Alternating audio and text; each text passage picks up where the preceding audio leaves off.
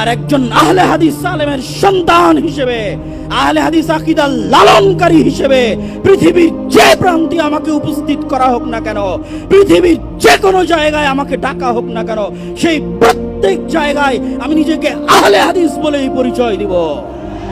আর গর্বের সাথে বলতে চাই যে একটা সেকুলার পার্টির নেতার চাইতে, লালন মতবাদে বিশ্বাসী নেতার চাইতে একজন আহলে হাদিস রিকশা চালক, একজন আহলে হাদিস দিন মজুর, যার আকীদা সালাফি, যার বিশ্বাস সঠিক, সে বেশি ভালো, বেশি কল্যাণকর আল্লাহ সুবহানাহু ওয়া তাআলার নিকটে।